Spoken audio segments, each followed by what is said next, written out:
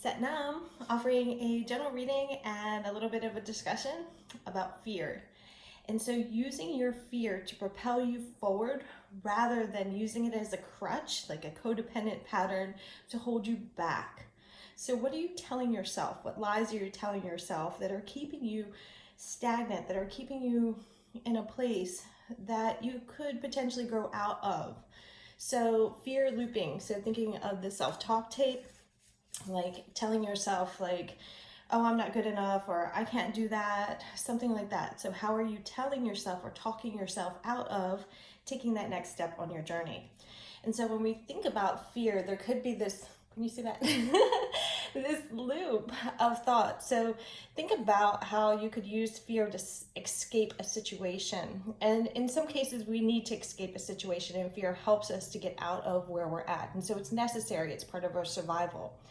But how is it stopping you from feeling, from doing, from being? Consider a point, an intimate contact point, or a point when things feel really good, or things could be really like turning in your favor and you're excited about something, and then your brain shifts into this talk about all these what ifs, an exit door in some way for your brain to shift you from that place of joy, of this possibility of connection, of this possibility of intimacy, of just feeling really good and happy. And then all of a sudden your brain goes, oh wait, this is too good to be true.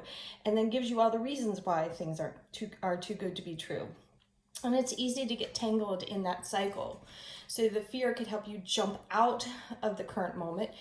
And your fear could also be a way to jump back into your box. It's like what I was saying with that, like, oh, I'm not good enough. Oh, I can't do that. So when it comes to like a relationship, a connection, like breadcrumbs, your fear of leaving a relationship, leaving a connection can keep you looped into accepting what is, and like holding on to a breadcrumb, holding on to a piece of the connection to avoid the delusion, or hold on to the illusion, so you don't have to see what is.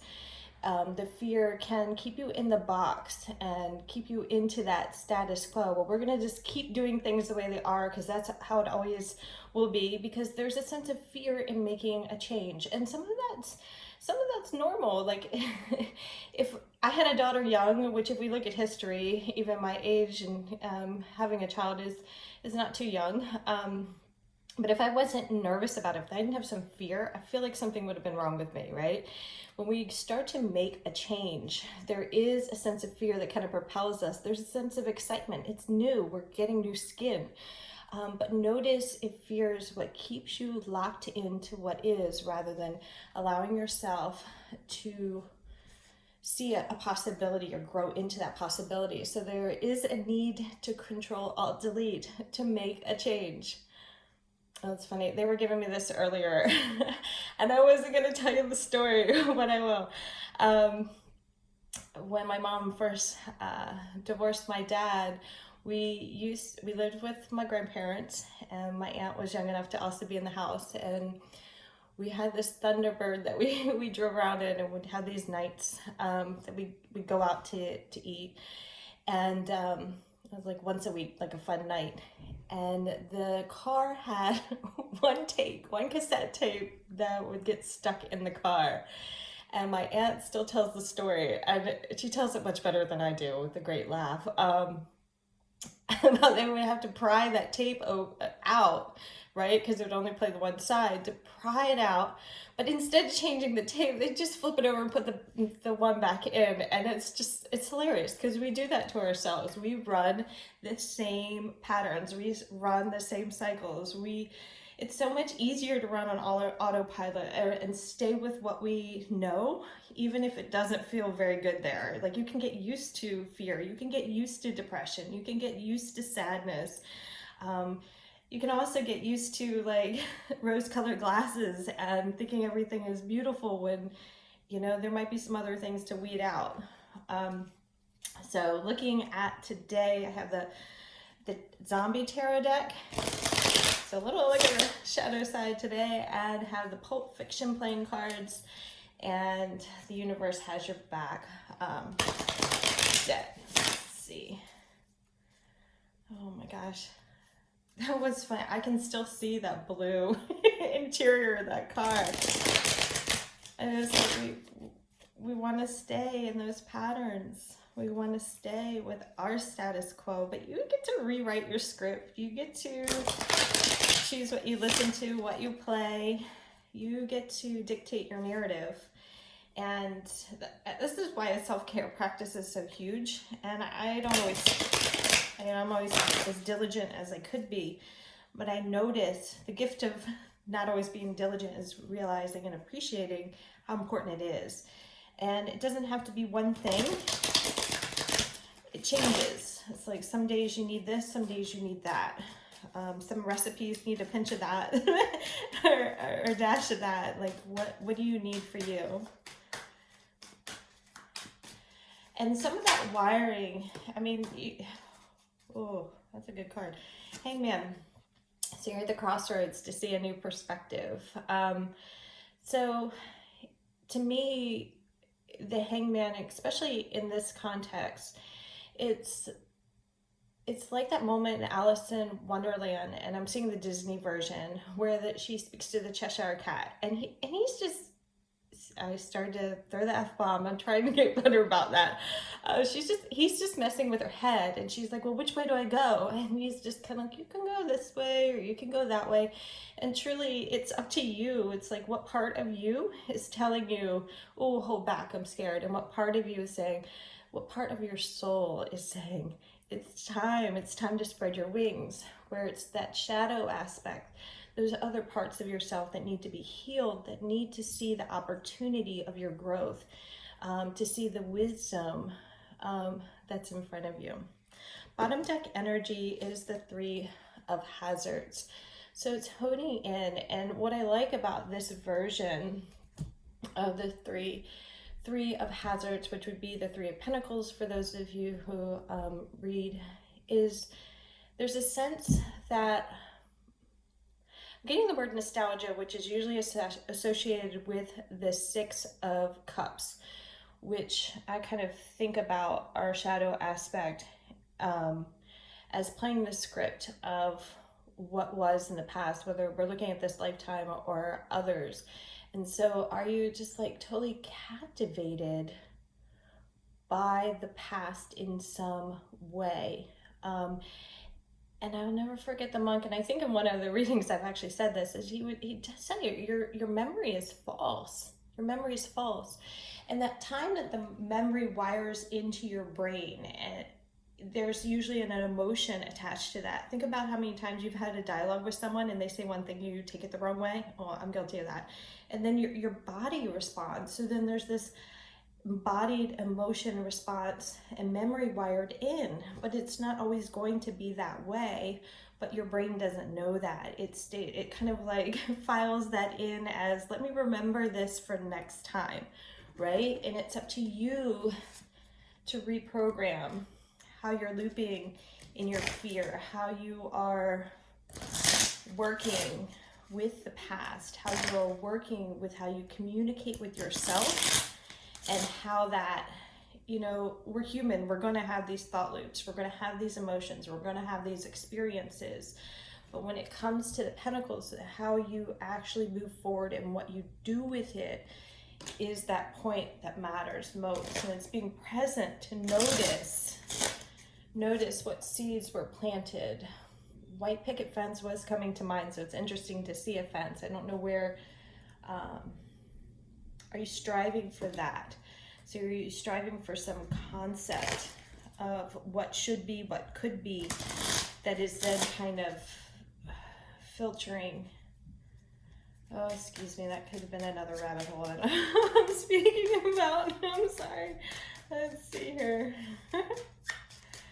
Let's see how easy it is. Your brain goes other places like squirrel. So are you going to follow the white rabbit? Are you going to follow the squirrel? Are you going to follow your fear? Are you going to follow your soul's calling? I got 4 here, so let's see. Eight of Hearts is the bottom deck energy. So that's like walking away, or like following your dreams, but you have to let something go in order to, it's like you can't carry everything. You gotta put something down to pick something up. Or I used to tell myself I had to donate some clothes to buy some new ones. Let's see, I'm looking at these, but my brain's like, Seven of Wands is overcoming adversity. And notice, I like how in this case it's in color, so different variations, different layers. But Jimmy had to rise to the occasion. Like, there was a bigger story here, something he needed to step up to, even though he was really holding to those blankets from his wedding present, which had meaning. There's heart there. You know, he's concerned about his marriage. These are all understandable concerns, right? But the bigger picture right now is there's some brains to clean up in the backseat of a car. Three of Wands, what are you manifesting? What is your energy calling in? Notice how your body feels with fear. Notice how your body feels with anger. Notice how your body feels. And in this case, and in this storyline, she's in control, right? And you know, this dinner date is dictated by what she wants in the moment. So what are you calling in energetically? And is it your ego, your inner child calling in the storyline? Is your inner child driving when the adult part of yourself needs to step up and regulate? 9. All right. So in this case, there is a repetitive pattern from the past. And again, it's interesting that, you know, he's connected to a watch that was handed down to him. And that watch, we're not even going to talk about where that watch was, but that story and that concept and that struggle his father went through, and those after hold him to this sense of like shame and heavy baggage. Now, do you have to carry all of that? Do you have to carry all these stories? Do you have to hold to them? Or can you recycle those into lessons, into wisdom, rather than some sort of heaviness that holds you down and holds you back?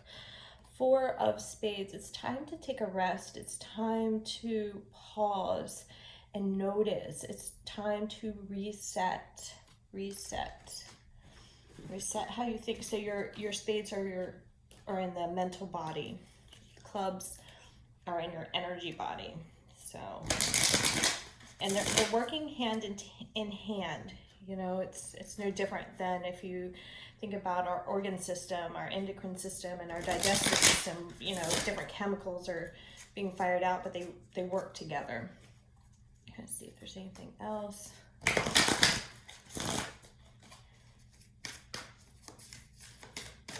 Looking at these images just kind of make me laugh. These characters, I mean, these guys are such characters. This was the next bottom deck energy. I'm so sorry if I was like zoning out there for a minute, because I was thinking of just what characters they are, the way they kind of bicker with each other, and yet they're cool cats. And carrying wallets is badass motherfucker. I mean, just makes me laugh. All right.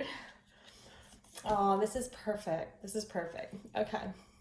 My faith has the power to turn trauma into healing, conflict into growth, and fear into love. Fear into love.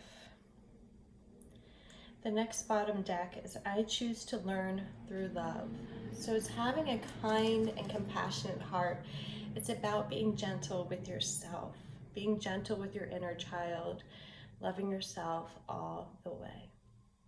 Thanks for listening. Do hope this served. Setna.